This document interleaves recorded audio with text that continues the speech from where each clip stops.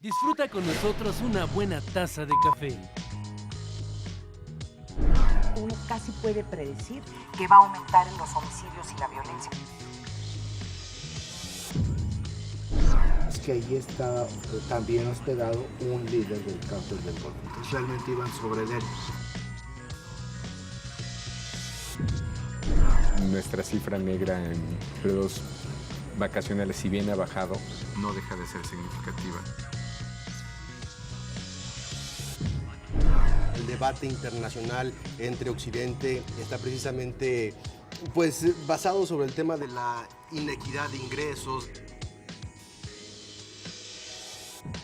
El mejor debate y un sofisticado análisis con la información de primera mano la degustamos con una buena taza del primer café.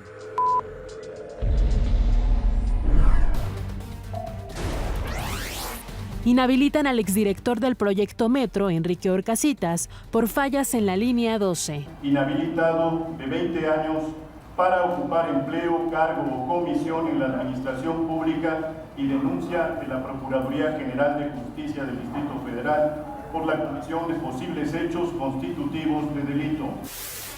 El ejército seguirá en las calles, asegura el secretario de Gobernación, Miguel Ángel Osorio Chong. Seguirá hasta en cuanto podamos llegar al objetivo fundamental de la profesionalización. Seguirán ahí, por supuesto, los miembros de nuestro heroico ejército mexicano, de la Marina Armada de México, de la Policía Federal. México, Estados Unidos y países centroamericanos unen esfuerzos para combatir el tráfico de migrantes. El presidente de los Estados Unidos, Barack Obama, presentará hoy su estrategia para combatir al Estado Islámico.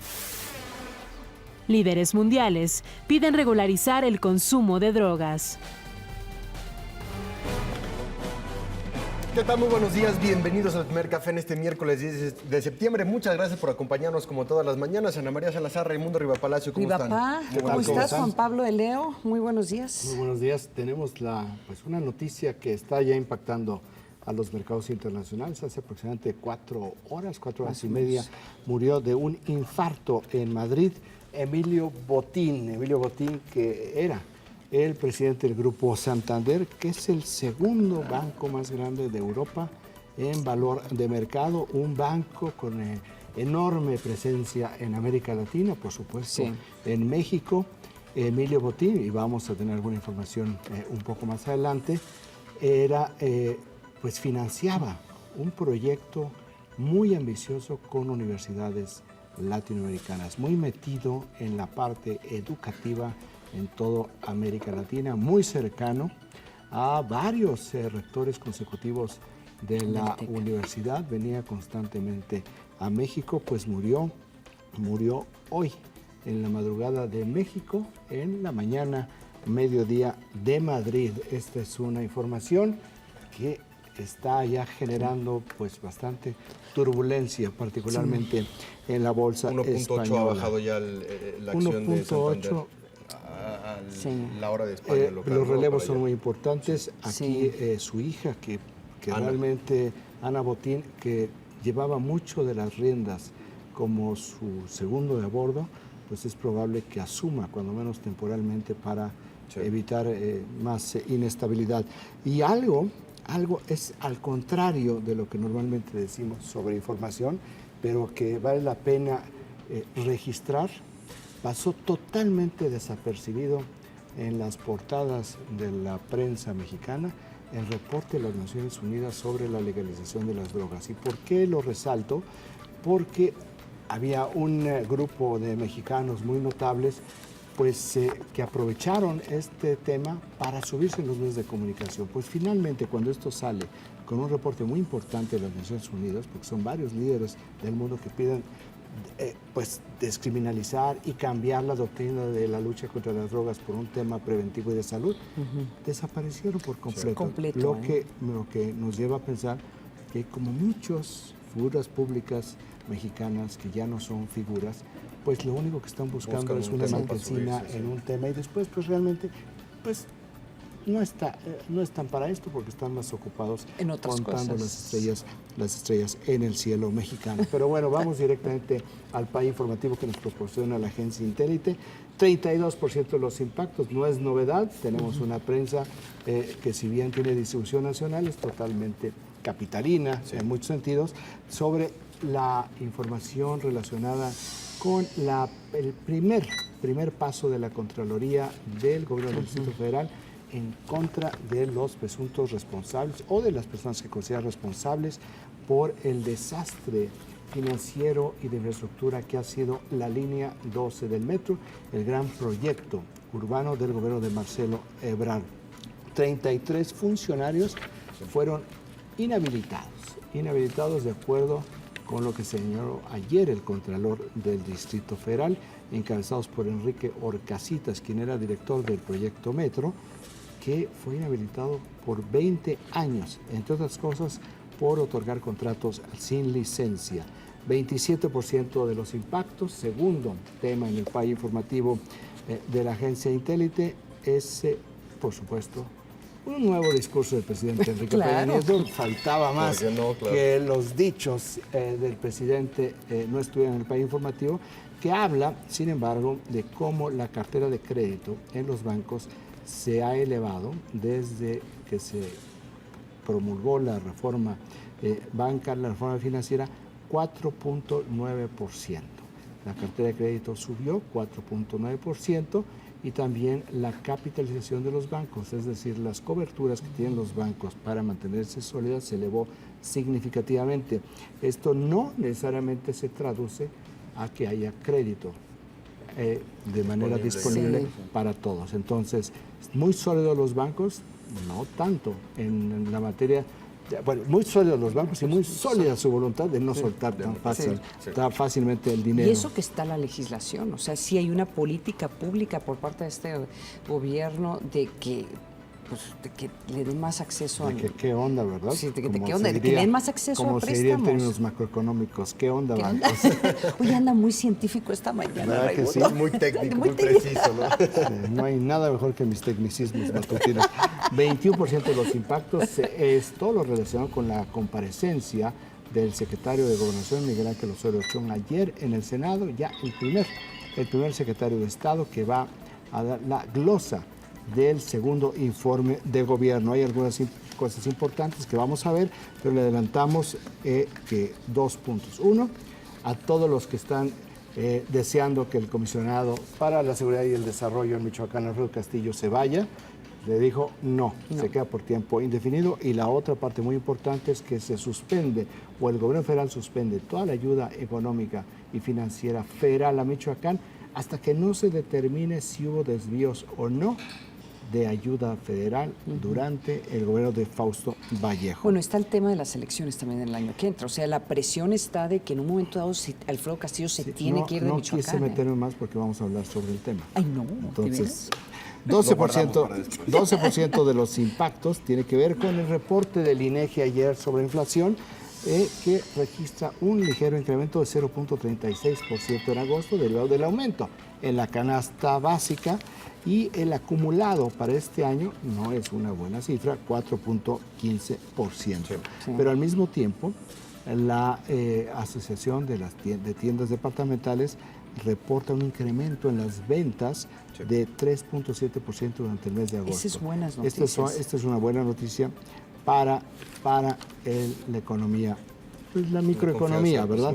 8% de los impactos, una nota realmente importante. Ayer se reunieron en la Ciudad de México los procuradores de México, de El Salvador, Guatemala, Honduras y Estados Unidos, y establecieron o llegaron a un acuerdo para poder combatir, atender es el verbo, atender la migración infantil, es decir, combatir a las redes de tráfico humano y evitar que se violen los derechos humanos, proteger a los niños migrantes. Este es el PAI informativo de la agencia Intélite este día. En cuestión de primeras planas, Ana María. Tenemos, bueno, en todas las, como lo habías comentado, Raimundo, en todas las primeras planas de los que deberían de ser periódicos nacionales, hablan sobre el tema de la línea 12, ¿sí? Y a quienes van a inhabilitar y por cuántos años, y traen diferentes énfasis dependiendo de la nota, pero sí todos hablan de la inhabilitación por 20 años de Orcasitas. preguntas. Y un comentario que hizo el secretario de Gobernación, que también se retomó al principio del programa en el resumen informativo, es este comentario del secretario de Gobernación donde él afirma que el ejército seguirá en zonas inseguras, o sea, que no piensen que que ya llegó el momento en que el ejército se retire de la lucha en contra del crimen organizado. Entonces yo creo que y hablan de, pues, y me gustó el tono que usó el secretario, porque sí hablan de que se ha reducido el índice de violencia en el país, particularmente en homicidios. Vamos a hablar sobre ese tema. Pero pero no están no están presumiendo demasiado. Vamos a hablar sobre este tema. Nada más el único paréntesis es que el presidente Peña Nieto regresa hoy a Michoacán. Sí. Va al puerto de Lázaro Cárdenas, no a Campeche, hacemos una corrección a la agenda del presidente. Va al puerto de Lázaro Cárdenas hoy al mediodía. Entonces regresa el presidente Peña Nieto a Michoacán. Ahora, en cuestión de primeras planas internacionales, el anuncio que hará el presidente Barack Obama hoy, el Washington Post, el New York Times, por la importancia que tendría eventualmente ataques aéreos a territorio de Siria, que será uno de los anuncios más importantes, ¿no? Que también es un anuncio que se hace el día antes del aniversario del 11 de septiembre y es un anuncio que hace a nivel nacional.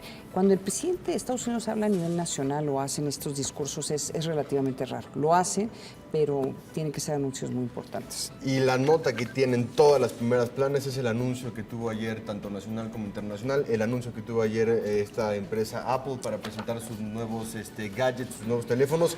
Mueve mercados y también, como es punta de lanza para el tema tecnológico de innovación, pues todo el mundo le pone atención, tanto sus competidores como sus accionistas. Ayer subieron las acciones, tuvieron una respuesta positiva, se anuncia un nuevo reloj, un nuevo teléfono, un nuevo sistema operativo de cobro. Y estamos viendo el principio de la agonía de las computadoras personales portátiles. Sí, pero también están anunciando, lanzan su Apple Watch, pero esa tecnología ya lo tienen los Androids, Claro, pero esa tecnología depende de los teléfonos y la innovación en esta ocasión es que el chip y la inteligencia que tiene el reloj de Apple es individual, no necesita de los teléfonos ni de la conectividad. Ahí tenemos la foto.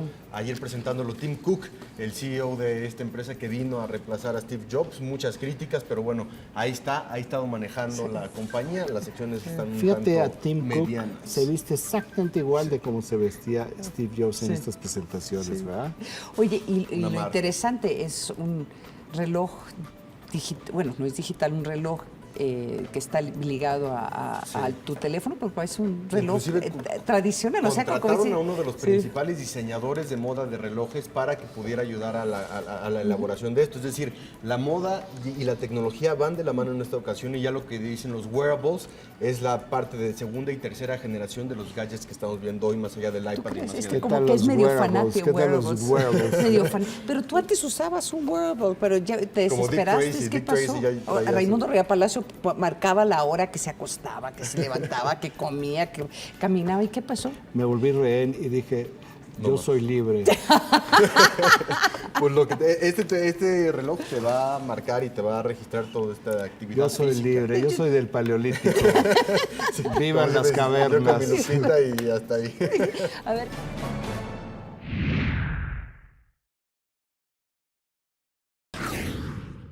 El ejército seguirá en las calles, así lo informó el secretario de Gobernación Miguel Ángel Osorio Chong durante su comparecencia en el Senado con motivo de la glosa del segundo informe de gobierno. Seguirá hasta en cuanto podamos llegar al objetivo fundamental de la profesionalización. Seguirán ahí, por supuesto, los miembros de nuestro heroico ejército mexicano, de la Marina Armada de México, de la Policía Federal. La izquierda le reprochó que no queda claro el alcance y facultades de la Gendarmería.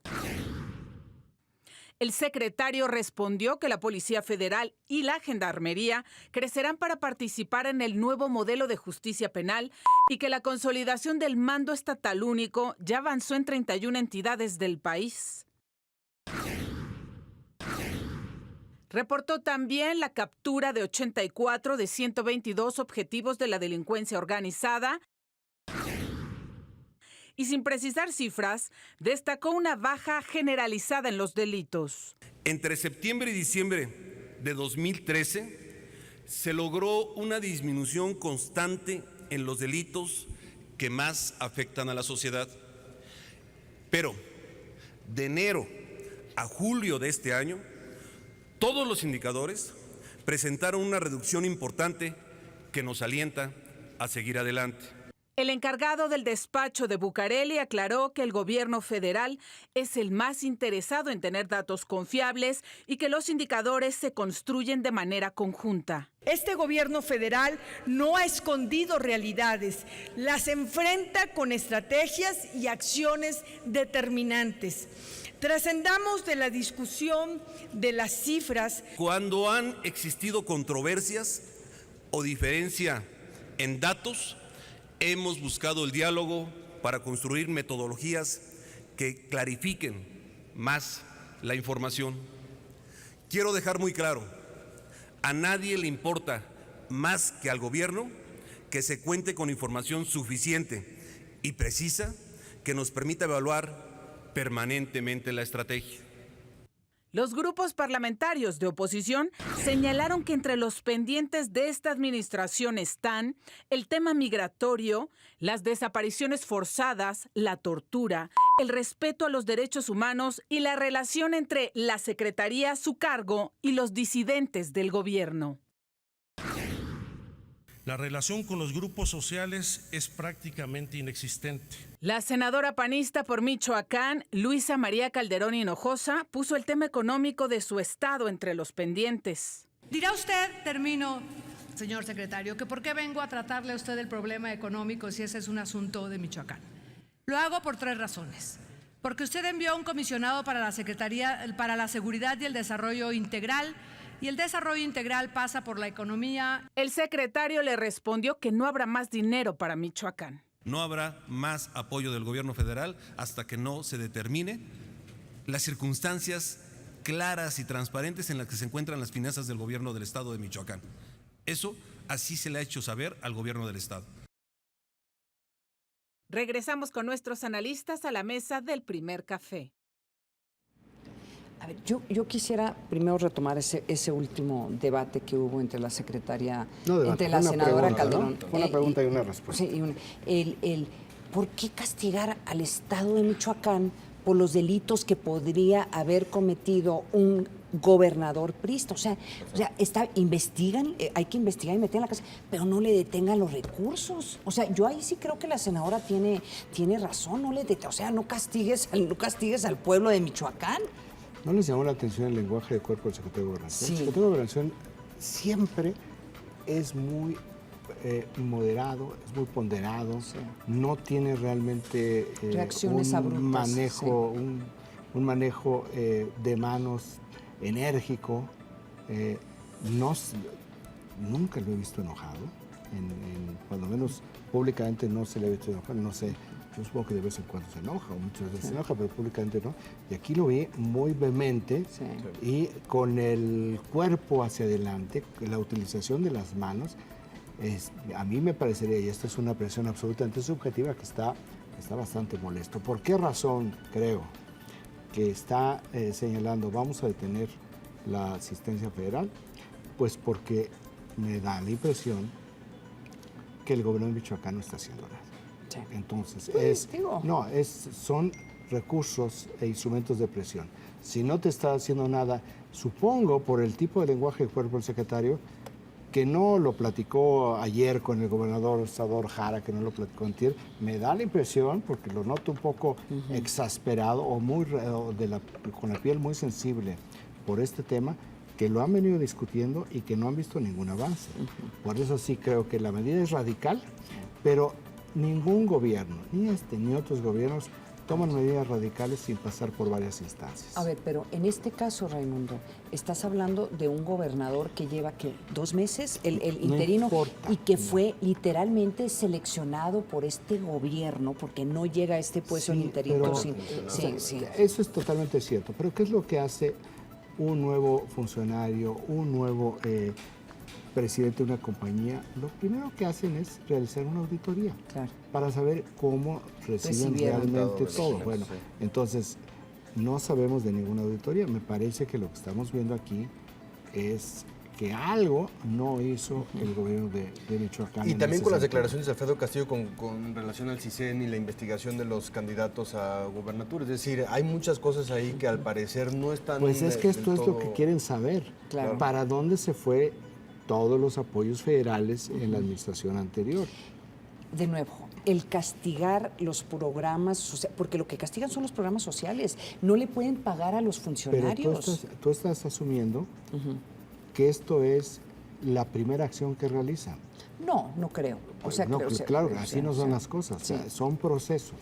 Entonces, llegan al punto en que dicen, bueno, si no lo haces, vamos a tomar entonces medidas nosotros. Sería interesante hablar con el gobierno de Michoacán a ver cómo están reaccionando ante esto, porque sí, hay que ver, a lo mejor no está teniendo ningún impacto inmediato y están esperando un poco ya que seleccionen los candidatos. A lo mejor hay un entorno político muy interesante, porque la senadora Calderón no lo estuviera retomando si no hubiera un tema político por detrás. Porque la senadora Calderón empezó a hacer campaña política para la candidatura. Por eso. Porque tiene un adversario muy fuerte dentro del PAN, que es el senador Salvador Casillas, ex secretario de la Función Pública, que además, a diferencia de ella, sí trabajó mucho en la construcción de los acuerdos de las reformas. Entonces, ahí estamos aquí viendo una exposición pública de políticos panistas que quieren la candidatura para el gobierno. Ahora, yo otro tema que quiero retomar escuchando al secretario de Gobernación y las quejas o los cuestionamientos de los partidos de la oposición del PRD, es aquí se nota las dificultades, o yo diría tal vez el error, el que tú tengas el brazo político y el brazo de seguridad en la misma persona. Entonces, en lugar de tener el enfoque, por ejemplo, en cuestionar la parte política, porque sí se hizo unos cuestionamientos interesantes por parte del PRD, que no se están haciendo los acercamientos necesarios, o sea, la negociación política, que es parte importante, sino fundamental, de lo que hace un secretario de Gobernación, pero al mismo tiempo tiene que estar hablando sobre seguridad, de lo que se hizo o no se hizo, o sea, el uso de la fuerza dentro del Estado mexicano. A mí sí me parece un lenguaje esquizofrénico. Yo sigo insistiendo que deberían de haber mantenido separados la Secretaría de Gobernación de la Secretaría de Seguridad Pública, que no los deberían de unir. Y se nota esto en la esquizofrenia del mensaje del secretario. 20 veces después ya es retórico. Pues sí. Ya. Entonces ya es una realidad. O sea, hay que cambiar nuestras categorías de análisis. Así es, entonces hay que verlo desde ese punto de vista. No te sorprenda que en el siguiente sexenio, yo ya viendo, lo van a tener que volver a separar. O en este sexenio. O en este sexenio, sí. O sea, en un momento dado. El tema de por qué se redujo, por qué se está reduciendo los índices de criminalidad en el país, a mí me parece muy interesante. Todavía no lo han explicado bien a bien. Tú lo habías puesto sobre la mesa, creo que hace algunas semanas. Tiene que ver con acciones que se llevaron a cabo hace 3 años. O sea, lo que estaba haciendo la estrategia del presidente Felipe Calderón ya se están viviendo en este momento.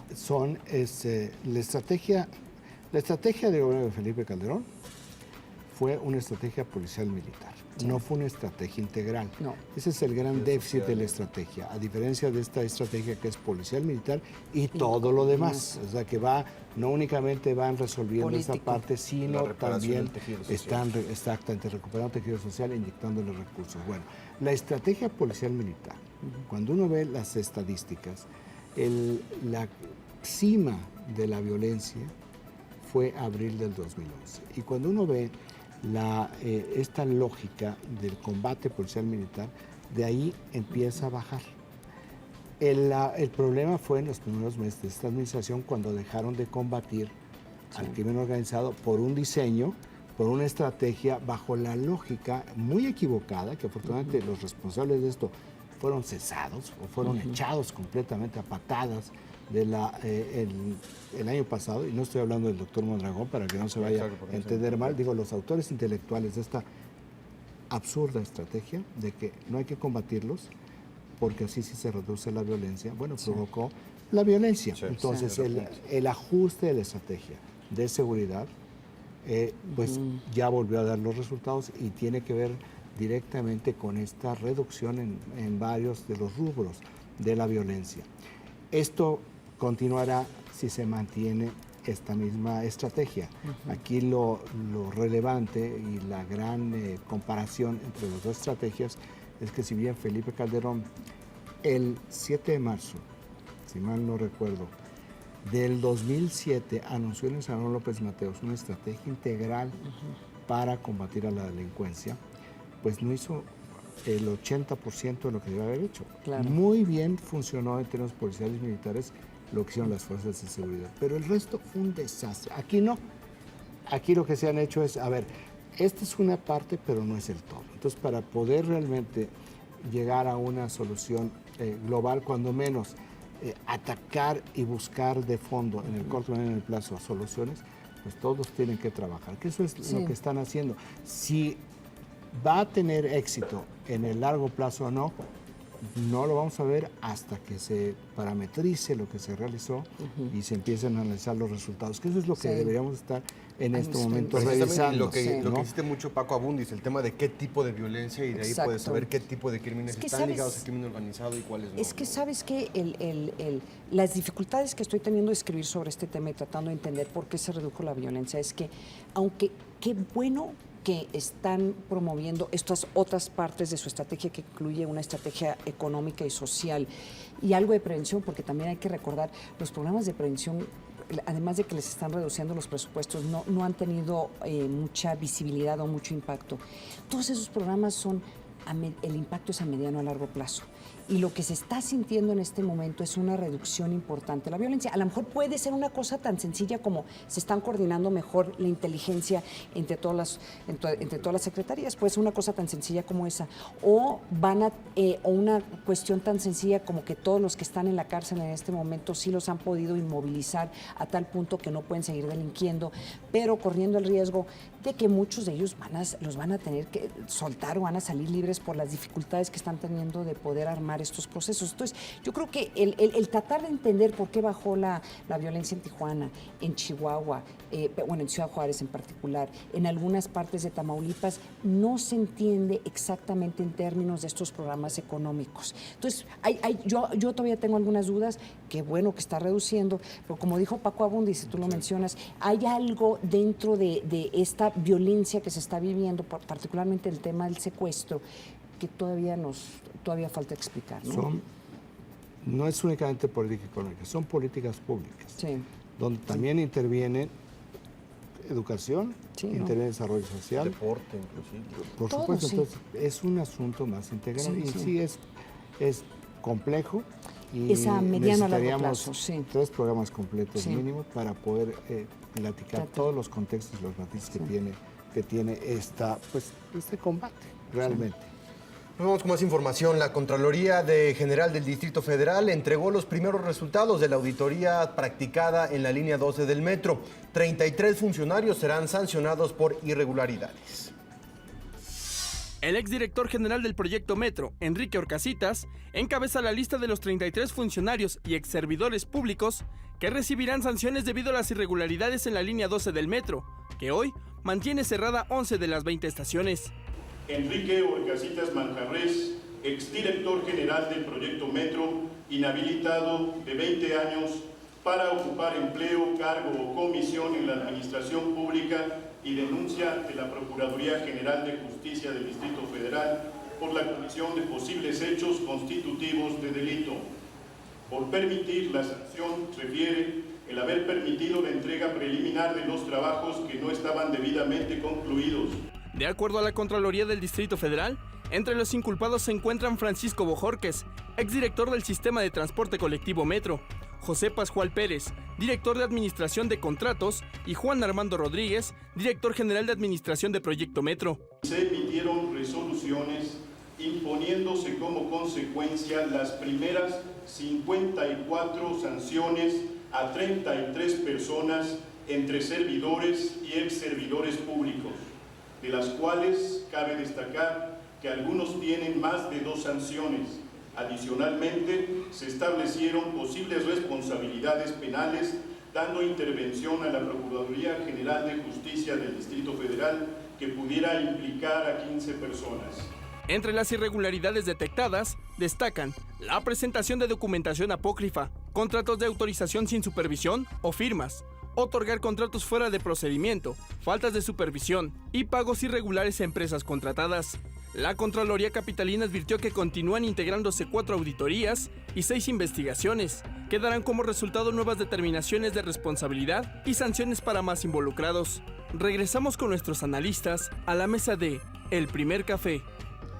A ver, lo que no tengo claro es que si ya dijeron en una forma contundente que hubo corrupción. Hablan de que hubo contratos irregulares, hablan de que hubo mal manejo de los tiempos, hablan de ineptitudes, funcionarios ineptos. Lo que no entiendo claramente es si ya dijeron pues que estos recibieron dinero de alguien y no lo han dicho, ¿verdad? No, bueno, esta es la primera parte. Sí. O sea, esto no es el final del proceso, este es apenas el comienzo del proceso. Están dividiendo las partes de toda la indagación, de toda la investigación que esté realizando. Este es un primer segmento y tiene que ver directamente con la parte de la obra. No tiene que ver con los contratos, no tiene que ver con el proyecto ejecutivo, si hubo o no hubo, o la recepción de la obra, cómo fue que se recibió, o los problemas de compras de equipos. Esto es lo que fue las primeras contrataciones, las primeras licitaciones, pero no significa que en las siguientes auditorías, que faltan 10 auditorías, no puedan ser sancionados adicionalmente o que pueda ya darse el caso de demandas de orden penal. Sí. ¿Verdad? Porque yo supongo que un usuario de la línea 12 del metro, viendo que se cerró la línea 12 del metro por razones de seguridad y que estamos viendo que hubo irregularidades en las licitaciones, que puede haber irregularidades en los contratos, que puede haber negligencias, corrupción, omisiones, pues pueda presentar una demanda contra quien resulte responsable por tentativa de homicidio. Claro, sí, podía ser una... Digamos, pero sí. No estamos en esa parte todavía. Ni tampoco creo que haya muchos usuarios que estén pensando en esta lógica. A mí me parece que es un asunto de rendición de cuentas y que son temas que no deben de pasarse de alto. Viene que es muy importante, algunas de las cosas que está señalando en los segmentos de las auditorías, que podrán estar listas entre 1 mes y medio y 2 meses, terminar las auditorías. Y no únicamente se refiere a la administración anterior, porque estamos viendo que hay unas partes de las auditorías, que yo acabo de mencionar, por ejemplo, la recepción de la obra. Sí. Esa parte está siendo sujeta a una auditoría porque es muy importante. ¿Cómo recibiste una obra que no estaba completa? O que estaba...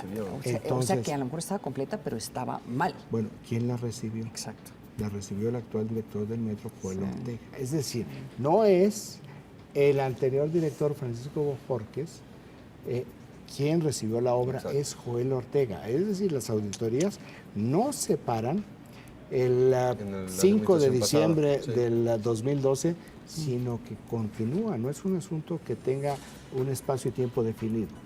Pero esto es lo que todavía no tenemos la información, y no habrá este tipo de información hasta que ya empecemos a ver los resultados de las auditorías y los próximos anuncios que haga el Contralor. Pero el tema, no hay que perder, no hay que engañarnos. Este tema no paró ahí. El ingeniero Horcasitas no es necesariamente el funcionario más alto que pueda ser inhabilitado.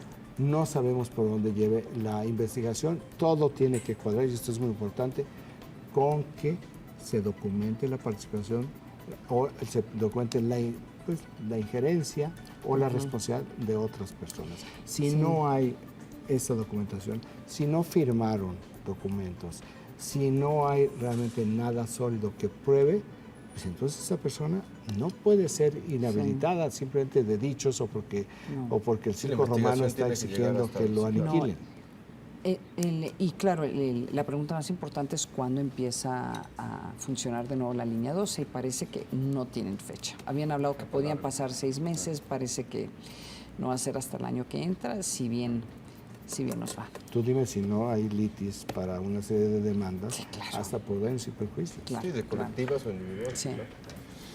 Líderes mundiales piden regularizar el consumo de drogas y terminar con la criminalización que genera su consumo alrededor del mundo. Vamos a conocer la información. La Comisión Global de Políticas sobre Drogas recomendó implementar reformas sobre el control de estupefacientes ante el fracaso internacional en la materia. En la sede de la Organización de las Naciones Unidas en Nueva York, fue presentado el último informe de este organismo que propone regular el consumo de sustancias ilícitas y terminar con la criminalización que genera su uso. Además, sugiere garantizar el acceso universal a medicinas esenciales como las prescritas para el dolor y busca alternativas al encarcelamiento de aquellos que participen en menor escala en el tráfico de drogas. También pide trabajar para reducir el poder de las organizaciones criminales. La Comisión Global está conformada por líderes mundiales. Entre ellos destacan el ex secretario general de la ONU, Kofi Annan, expresidentes como el mexicano Ernesto Zedillo y empresarios como el británico Richard Branson. Sus integrantes plantean que en la próxima sesión de la ONU sobre drogas, prevista para el año 2016, se establezca un cambio radical en la forma en que se aborda este tema alrededor del mundo. Regresamos con nuestros analistas a la mesa de El Primer Café. Interesante el debate, ¿no? Importante cómo está cambiando la percepción. Y es un debate que de una forma u otra va a impactar a México, porque México tiene que cambiar sus políticas ante no solamente el consumo de drogas, sino el tráfico de drogas, pero probablemente va a estar muy ligado a lo que está pasando en Estados Unidos. ¿no? De cierta forma. Porque el que se legalice en algún lugar y no se legalice en otras partes del mundo, de todos modos te crean los problemas actuales. Ahora, también hay que decirlo, en este reporte, de los reportes anteriores que surgió de este grupo, sí dijeron, y uno particular de las Naciones Unidas, dijeron, sí podría reducirse la violencia en el país si se legalizaran las drogas, pero en casos como el de México, y hablan de México y otros países, en donde tú no tienes un sistema de justicia penal funcional, aunque legalicen las drogas, estos grupos de crimen organizado se van a ir a otro tipo de tráfico, que ya lo estamos de hecho viendo. Ya lo estamos viendo en México, el tráfico de personas, el robo de autos, el tráfico de cigarros, o el cobro de piso, el secuestro, a lo mejor en parte se explica por eso. Entonces, sí, el reporte creo que es importantísimo las personas que están involucradas. Yo retomo el comentario de Raimundo, de dónde están todos estos personajes intelectuales, exfuncionarios que habían estado respaldando esta propuesta.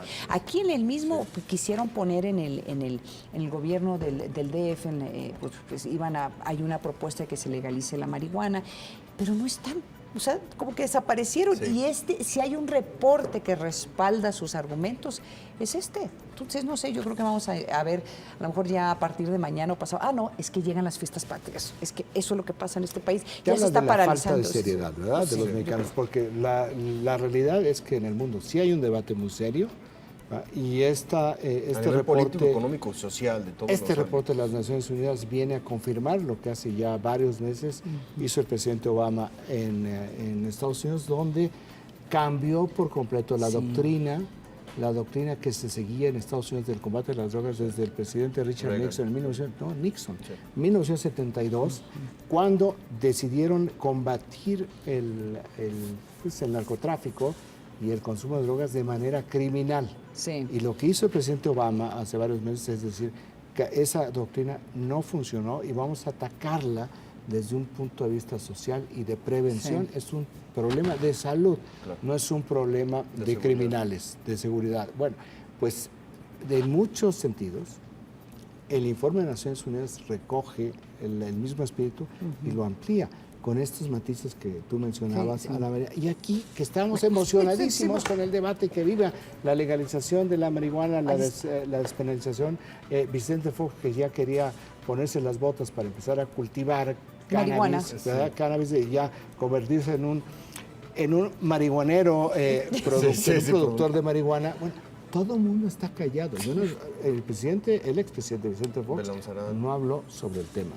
Fernando Belanzarán, que fue el que presentó la iniciativa en la Asamblea Legislativa, pero también para que esto tuviera sustento lo presentó en la Cámara de Diputados, que aquí lo tuvimos y estaba vehemente y verdaderamente entusiasta con el tema, pues ayer estaba aplaudiendo la victoria de Carlos Navarrete, su compañero de grupo parlamentario, por el PRD, pero no dijo absolutamente nada. ¿Dónde están todos los intelectuales, políticos, exsecretarios de Estado que se juntaron, que hicieron un gran espectáculo sobre esto? Y sacaron un desplegado. Bueno, ¿dónde están?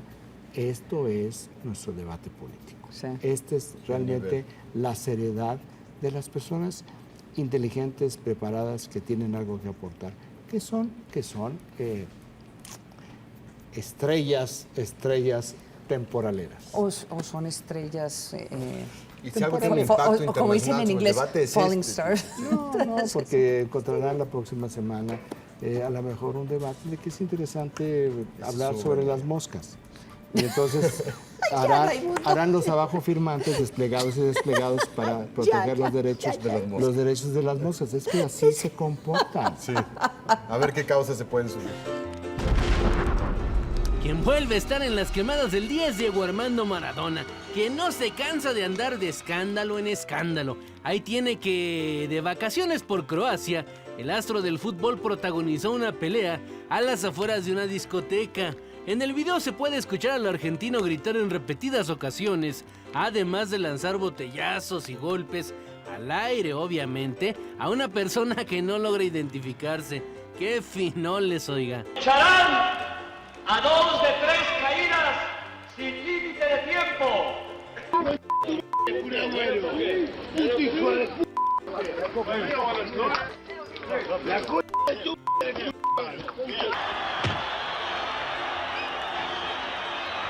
Pobre compadre, por andar de farolón ya se lo sonaron. Qué bien hice en zafarme yo a tiempo.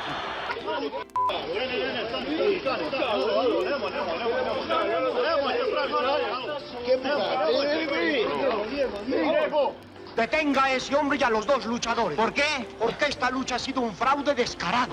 Aún no se sabe el motivo de la riña, eso sí hay que aclararlo. Lo que sí es que no ha sido la única ocasión, acuérdese, en la que Maradona se ha visto envuelto en una pelea. Y ahora le vamos a mostrar un video que ha causado indignación en las redes sociales. Se trata del corredor de los Cuervos de Baltimore, Ray Rice, a quien se le ve golpear a su esposa.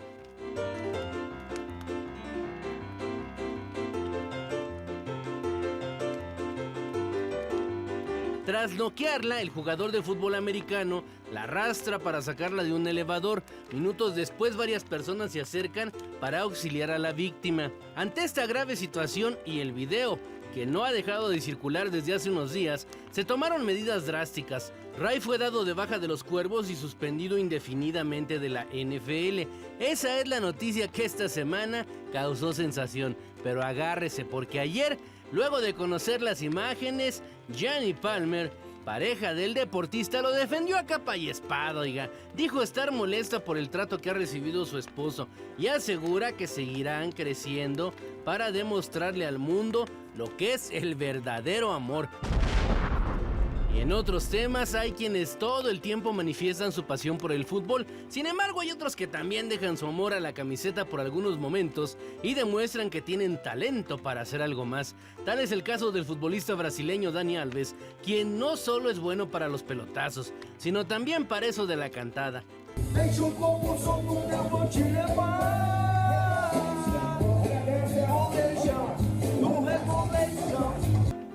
Muchísimas gracias. Y ahora los invito para que formen sus grupos acostumbrados, digan sus chascarrillos y sus gracejadas y me critiquen a gusto. Ahí les dejo mi reputación para que hagan con ella lo que quieran. Permiso. Este es uno de sus videos más nuevos, pero debería escuchar todo su repertorio en sus cuentas de redes sociales. Chance y un día de estos, hasta nos anda sacando un disco. Bueno, y así las cosas. Hasta aquí las quemadas del día.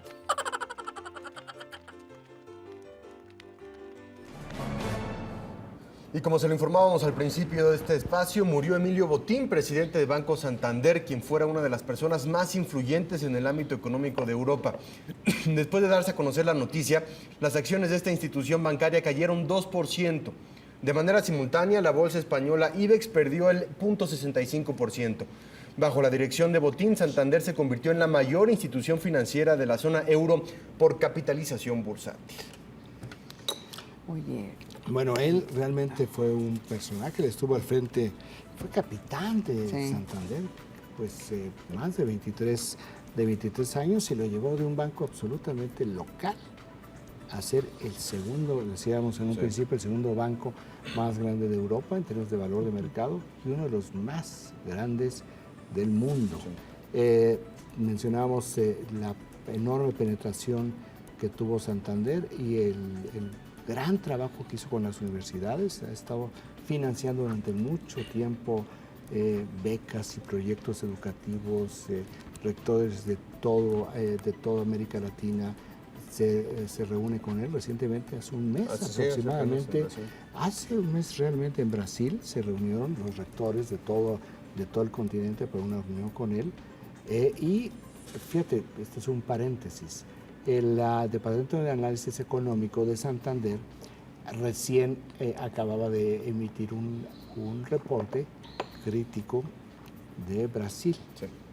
Entonces, la presidenta Dilma Rousseff, enfurecida, decidió no ir a la inauguración del evento, a la cual siempre van los presidentes, porque tiene un enorme peso, no únicamente por lo que significa como foro, sino porque Santander es uno de los bancos más importantes de América Latina y mandó un segundo nivel.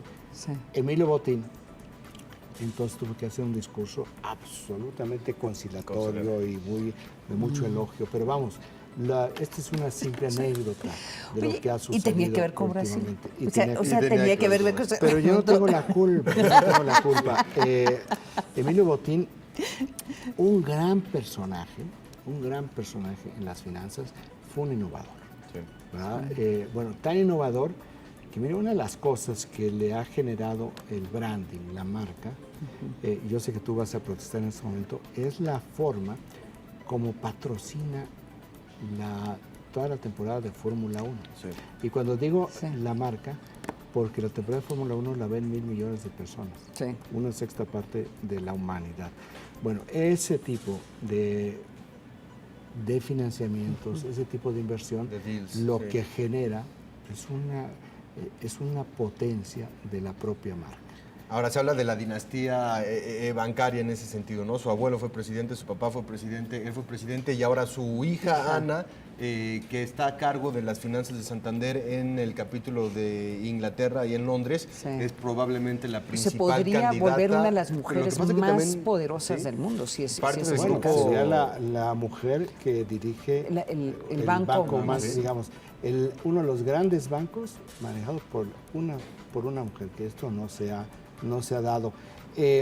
Tendrán que ver los accionistas. Exacto. ¿No? Es un asunto, no es una empresa familiar, es un asunto de accionistas y los accionistas serán los que determinen qué es lo que van a hacer. Seguramente en estos momentos se están ya preparando pues cómo viene este proceso de sucesión, porque lamentablemente cuando se trata de estas situaciones se tiene que separar lo que es el duelo y lo que es el negocio. Porque el negocio, como tú decías en un principio, pues ya tuvo un impacto negativo en las acciones de Santander, en la bolsa española. Vamos a ver cómo viene en la bolsa mexicana de valores, porque Santander es uno de los grandes bancos mexicanos. Es uno de los bancos que cotiza en México, sí. De hecho, los bancos españoles tienen en México su mejor mercado. El pasado 8 de agosto, el gobierno de los Estados Unidos emprendió una campaña militar en contra de los yihadistas del norte de Irak, del Estado Islámico. A más de un mes de que iniciara esta ofensiva, el presidente norteamericano Barack Obama va a presentar hoy en la noche una nueva estrategia para combatir al Estado Islámico. Vamos a conocer la información.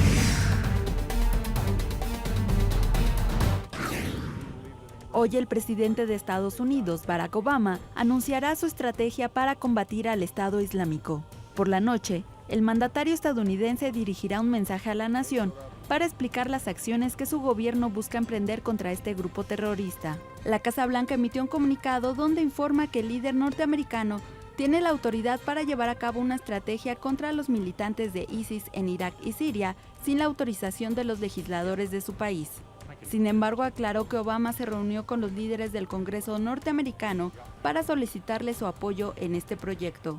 I think there will be general bipartisan support for the president as long as he is specific about what he wants to achieve. De acuerdo a un sondeo realizado por el periódico The Washington Post y la cadena de noticias ABC, 9 de cada 10 estadounidenses creen que el Estado Islámico es una amenaza para los intereses de Estados Unidos. El 71% de los encuestados apoyan los ataques aéreos en Irak. Esta cifra es superior al 54% que se registró hace 3 semanas. Por su parte, el 65% se pronunció a favor de una ofensiva aérea en Siria, proyecto que hasta el momento ha sido rechazado por el mandatario estadounidense. La mayoría de la población cree que el presidente ha sido demasiado cauteloso en su actuación internacional. Datos de este sondeo precisan que solo un 43% considera que Obama es un líder fuerte. Con estas cifras, el mandatario estadounidense alcanzó los niveles más bajos de popularidad durante su gobierno, con el 51% de desaprobación. Regresamos con nuestros analistas a la mesa de El Primer Café. Pues un poco estamos a la espera de lo que va a decir el presidente Barack Obama esta noche, pero de las pocas cosas que ya ha adelantado es que no estaría buscando algún apoyo formal de los legisladores del Congreso y el Senado, pero sí quiere compartir y por lo menos, como dice en inglés, tener un buy-in de lo que podría ser un cambio importante de la política que hay hacia Siria, porque podría involucrar bombardear algunas partes de Siria y sobre todo empezar a anunciar cuáles van a ser los países que van a crear esta coalición, que también va a ser muy importante. ¿Y qué tanto es corregir la plana también en ese sentido, lo que ha estado hablando el presidente en cuestiones de política exterior? Sí. Muy criticado. Hoy por fin toma la decisión de dar un mensaje a la nación, dar un mensaje a los políticos y a partir de ahí replantear otra vez la estrategia independiente de lo que haya dicho de ISIS, de Siria en tiempos anteriores. Mira, ahí la interrogante es el papel que juegan las encuestas, porque claramente las encuestas en este momento, estando a un mes y medio de las elecciones, dicen que el pueblo norteamericano sí quiere y apoya no invasión, sino por lo menos una presencia mucho más. Alguna acción militar. Paloma necesita ser halcón, y con este halcón que tenemos el presidente Obama, también hay que emprender nosotros igualmente el vuelo. Emprendámoslo pues, nos vamos. Acabó, gracias, Ana María. Muchas gracias. Hasta mañana, pórtense bonito. No están bonitos, pórtense bonito. Buen día, nos vemos mañana a las 7. Es envidia, ¿verdad? Sí. Sí,